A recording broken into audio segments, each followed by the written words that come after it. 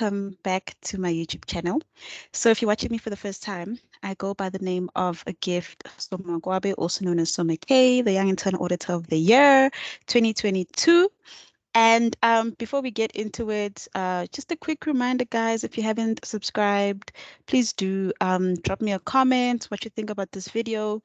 Share this video, like this video, do what you gotta do.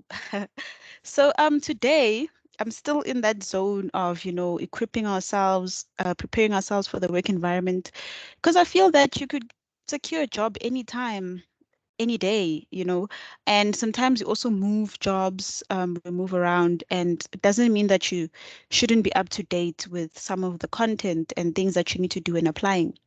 So today, I want to take you guys through writing a cover letter. So I know that this is like one of the worst things that people hate, like people do not like cover letters. I saw a meme or a video that said, when I see a job and then I see the one of the requirements saying that I need a cover letter, I literally stop. So today I want to fix that. I want us to actually go through the content and what exactly you need to do in order for you to do a proper cover letter. This video will be similar to the one I did with the bursary application. So I'll take you through the requirements, and then I'll explain how to actually do it. And then I have a practical example. So I will share this document on the link at the bottom so that you can also go back and read it whenever you need to, right? So the first thing is, what is a cover letter? So a cover letter is a one-page business letter that you submit when you're applying for a job, right? Along with your resume. So you have your CV, but then now the cover letter is sort of like a persuasive writing, basically convincing the employer why you feel like you're the great candidate. So I feel like it's one of the things that they use, when the CVs are so good, and just to get a glimpse of who you really are, the cover letter just comes and just puts a stamp on your CV, right? So it basically highlights certain skills and experience that you have in your CV. So instead of them just looking only at your CV, they sort of get to see what is it that is exactly important that you want them to focus on when they look at your CV, and that's what you do in your cover letter. So the question would be, what happens if you don't have experience? Because maybe you're a recent graduate or you've never worked before or whatever it is, right? And I know that most of you probably watching this might not have the experience or you have limited experience. So you can still write a cover letter. That shouldn't stop you. And you can still persuade them why you should be hired for the position. And now you'd ask me, but how, Gift? Basically, you highlight the soft skills that you have and you show them your willingness to learn more and dedicate yourself to the position. And I know but there's so many people that, can type the same thing as me, but guys, there's just something, man. There's always something, and a person can feel it when they read your cover letter. So, what are soft skills? Because I mentioned that you need to highlight your soft skills. You should do that even if you do have experience, but if you don't have that much experience, then soft skills are very important. So, soft skills are essential in any industry that you work in. Are very important that as a human being, you actually have these skills, right? And they're more like personal attributes that show how well you can work in the job that you're applying for and with others. So it's actually dependent on a person because it's not something that is easy to learn. There are people who really have a stinking attitude, sorry to say, and their soft skills are just not working out for them, right? So that's why it's a bit difficult to learn compared to your hard skills where you can teach a person how to write an email and whatever, how to do the job, physical, whatever. So soft skills very difficult because these are like effective communication. So I'm going to the examples now. So we hear. So effective communication, problem solving. You should be able to communicate properly when you speak to your team members, when you speak to your employer, when you speak to customers. Can they understand you when you type your email? Are you effective, or are you just somebody that just rambles and nobody understands what you're saying, and then you break communication and then you cause problems? The next one is like problem solving. So just a quick note, the ones that I've listed are sort of like one of the top soft skills that you should have. So problem solving, the whole point of you being at work is not just obviously to get money. Well, we want the money, guys, but you're there to solve problems, right? The business is operating because they saw a need somewhere and they decided, okay, we're going to operate and our clients are looking for 1, 2, 3. So you'll have days where it's very difficult, and there are problems that need, critical thinking. And that's also one of the soft skills, being able to think critically, and see, okay, this is how we're going to solve it, and be a fast thinker. Then the next thing is drive. What drives you? You need to have that drive. They need to see it in your work as well. You can't get there and be lazy, guys, and just feel like you're going to cruise through your job and get promoted. So have self-direction, which goes to this one. Have some self-direction, be able, to know what you want, why you're there, and still be able to work with people, teamwork, and have leadership skills. So the more you're working, you get to take on roles where you mentor someone else, and it sort of shows your leadership style, your leadership qualities and stuff. And then adaptability and conflict resolution. So adaptability, this one I feel like most of us have it, even though we feel like we don't, because we've had COVID, we've had a situation of transitioning from being at home, going to the office, or going back to the office, not like going being at the office or at campus and then being at home. So we can adapt, be able to adapt. And then conflict resolution, we all not gonna see eye to eye, obviously. So being able to solve problems, not being somebody that's short to that has a short temper. That's some of the things that you should have as your soft skills that are listed in your cover letter. So now you would ask me, how do I start drafting this cover letter? And this is where now the important, like I need your attention, guys. So the first step, reviewing the job application and researching the company. So I need you to dedicate some time in understanding what is this company all about? Who are they? Check out their social media presence. A lot of companies nowadays on Instagram, Facebook, and TikTok, a whole lot of places, right? Look at their website as well. A lot of companies have a website, so that's the best place to start.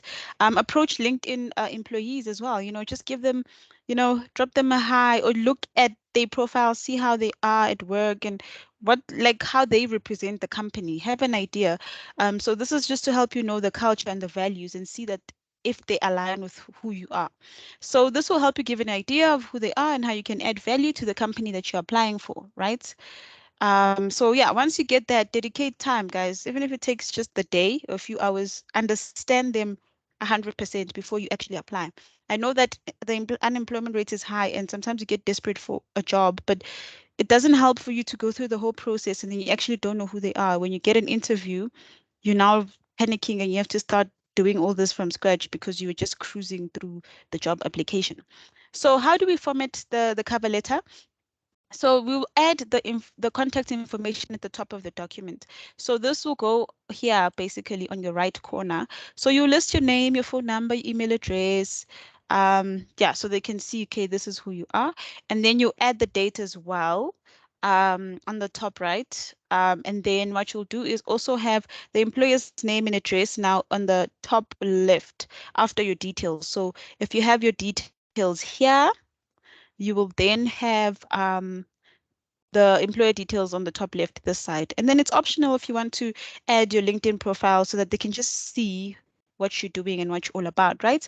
Then you'll start off by, we're at point number 3, by greeting and introducing yourself to your potential employer. So, dear hiring manager, or to whom it may concern. Sometimes if you do know their name, you could say, dear Susan Fan. I just wrote a random name. So this is the intro. And then you mention your name and your excitement that I'm very, very excited and interested in this position. And you have to have the title because they could be having like 10 vacancies, and if you're not specific on what you're applying for, they won't really know what you want.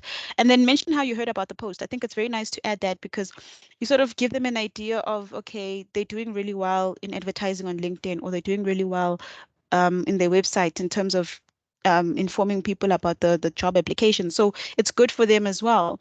And then the next one, number 4, we explain our skills, our experience, and achievements for the position that we are applying for.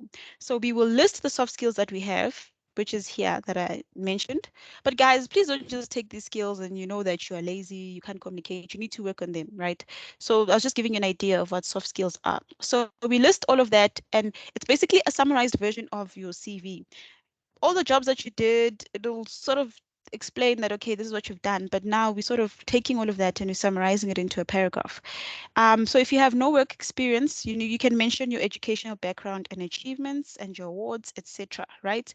For example, if you're an academic tutor at the varsity, this contributed to your communication skills because you had to engage with students and the lecturers as well, right? So you cannot be a tutor and not know how to communicate, I believe. So that's an example. And then number 5, we remind them why we're the best candidate. Like, you should take me, like me, you know? So we highlight some of the values and goals that we have personally and how they align with the company that we've read about, which is what we did in step 1. So that's why I said step 1 is very important for you to understand, dedicate your time to know who they are, because it really means a lot if somebody can actually take the time to research about a company and actually mention it, during the application or interview. So we show passion about the post by highlighting some of the requirements and showing enthusiasm to gain those skills and experience. So for the fact that you can mention one or two things, drop it in a sentence, what they looking for. It really shows that you put in effort and you actually read the post and you understand that there are certain skills that you might not have that you're willing to develop or you already have and you're just willing to further them. So that's what we do here. And then the 6th point is requesting for an interview. So now we're closing off and now we are telling them that we are still interested in this job and we emphasize that we would love to be called for an interview. We thank them for their time and that we're looking forward to hearing from them. So you are sounding very positive because you feel you are already confident that you're a good candidate and now they just need to, you know, meet you. So you formally end it off by saying yours sincerely or sincerely followed by your name at the bottom. So general tips, I would say, guys, very important to check spelling, spell check on Word document. It is here where you literally say review, spell check. And do you see on my side, it says grammar and spelling is complete because before even posting this document, I did a spell check. So it's very important. And reading the sentences, making sure that what you wrote makes sense. So we read the document again. As I said, makes sense. Once we're happy, then we're ready for submission. And the last point is we can save it as a PDF. However, some companies require a Word document, so it really depends. But PDF is really nice. So just have a look at that. So now let's go to our practical example, guys, where I want to actually show you if I was applying, what would I do, right? So I couldn't think of a name, so I just said, okay, remember we said put my details on the top right. So Gifty Soma, cell phone number, email address, and then my LinkedIn profile, right? And the date, which was yesterday, because it's today, sorry. And then this side, the company. So I just chose L&D accounting firm. I made a random street name. You put the details and everything. Okay. And then now, how do we start? Remember, we said that we need to give the title. So you can either have the title underlined at the top or you can mention it in the paragraph. So I just said I'm applying for the position for a junior accountant at LD Accounting. And then remember the line, dear hiring manager or dear Susan Smith, if you know the person. So I said, my name is Gifty Soma, and I'd like to express my interest in the position mentioned above. I'm telling them I'm interested, my enthusiasm. I saw the position on the company website and immediately felt that I would fit in with the position. So I'm already telling them where I heard about them. Okay. I recently completed my accounting degree at HG University, and during this time, I had the opportunity to complete practical assignments that helped me develop communication skills with my group members and be a critical thinker to understand and solve the problem in the assignment. So I made this example to somebody who doesn't have much experience. You haven't really worked, so maybe you just graduated. So there are things that you've done, guys, that have developed some of the soft skills. So in this sentence, I was able to say that I'm a critical thinker because we had to solve a problem. So I'm a problem solver, and I'm a good communicator because I had to work with a team, and it shows teamwork as well. So in one paragraph, we've already listed soft skills and we've given them an idea of what we do. So if you've done more, so I was also an academic trainee, sorry, tutor or mentor at the university, and one of my duties was to compile reports for student performance. I believe this skill is essential in this position as that I'm applying for, as you're looking for someone who can analyze and compile a report for month-end reporting. So in this sentence, I've shown them that I saw one of the requirements in your job that you want somebody who can compile reports, analyze, and all of that. And what did I do in varsity? I was a tutor and I had to compile reports and I was a mentor because I had to explain how the student is performing. See? So already here you've shown them that you have analytical skills as well, and you can communicate verbally, you can communicate in writing as well. So then during my studies, I had to adapt from physical learning to online learning, and this built my resilience. adaptability. I can adapt, right? And it's, you know, you made it for the fact that you're a graduate. And then I am a dedicated candidate. So in this sentence now, what I'm trying to do, remember, is we're reminding them why we are the best candidate. That's point number 5. Remind them why you're the best candidate. So I'm just explaining that I've been through COVID, post-COVID and stuff, and I'm dedicated because even through that time, I still made it. And then you say, okay, I'm willing to gain some of the skills mentioned on the post, such as learning how to use Sage. You see? So you're telling them that I don't have everything that you're looking for, but I'm willing to learn about Sage. And I went through the application and I believe I'm capable. So you continue to say your website and social media pages emphasize the importance of non-discrimination and care for the clients. Remember here, I mentioned that we now talk to the goals. We highlight the values and goals that align with what you read about the company in step 1. Again, guys, step 1, very important. So basically here you're telling them that my goals and values is I don't do discrimination. I believe in caring for people. And since their company is all about that, you feel that it will work for you. So you mention how, and you say being a student at university and meeting people from so many backgrounds has shown me the importance of caring for others despite where we come from. And it's true, guys, varsity is one of the places where you'll meet so many characters, backgrounds, so many people. And if you're able to get through that and you're able to care and show love and not discriminate, then definitely at the workplace, you are somebody that will continue doing what you're doing. So that's basically it, right? And then the last paragraph, remember, we now just showing that we still have interest, invite me for an interview, I'm willing, and you thanking them for their time. So I said, I'm excited to learn more about your company and develop my skills further. Thank you so much for your time and attention. Should you have any questions, please may you reach out to me for an interview. I look forward to hearing from you. Yours sincerely, Gift Soma. And that's how you do a cover letter, guys. I don't know if you have any questions. I hope you enjoyed this session. I hope I made sense. I feel like I spoke really fast, but it's time that people, yeah, we need to remove our fears and go and write that cover letter. And let me know, guys, if it worked for you when you're applying for a job and if you felt it was easier as you were typing a cover letter. So, yeah, I will see you guys on the next video and take care. Don't forget to like, share, subscribe, and comment. Bye.